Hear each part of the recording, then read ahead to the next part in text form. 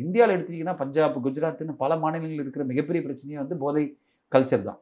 இந்த கலாச்சாரம் என்பது சாதாரணமாயிடுச்சு. அதுக்கு மிக முக்கியமான காரணமா நான் ஒண்ணு சொல்வேன் படங்கள் தான்.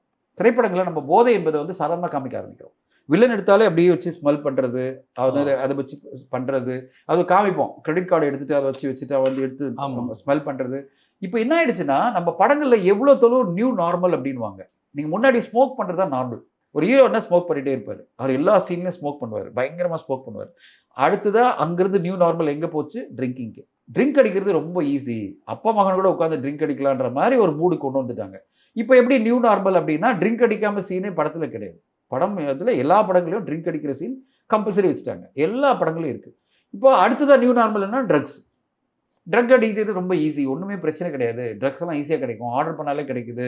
டார்க் வெப்ல கிடைக்குது. இதுல கிடைக்குதுன்னு ஓப்பனா சொல்லி காமிக்கிறாங்க. இப்போ இளைஞர்களுக்கெல்லாம் என்ன ஆகுதுன்னா, ட்ரக் ட்ரை பண்ணி தான் பார்ப்போமே. ஏன்னா ட்ரிங்க்ஸ் அடிச்சு பார்த்தாச்சு. இவ்வளோ சாப்பிட்டாலும் நம்மளுக்கு பெருசா போதை ஏறல. இந்த போதை பெருசா இருக்குன்னா ஏன் ட்ரை பண்ணக்கூடாதுன்ற ஒரு கலாச்சாரத்துக்கு வந்துட்டாங்க. அது அவைலபிளாவும் இருக்கு. பல பப்ல இருக்கு. பல இடங்கள்ல வந்து அவங்கலாம் எங்க கேதர் ஆகுறாங்களோ அங்க கிடைக்குது. இல்லன்னா பிரைவேட் பார்ட்டீஸ்ல அவங்களுக்கு கிடைக்குது.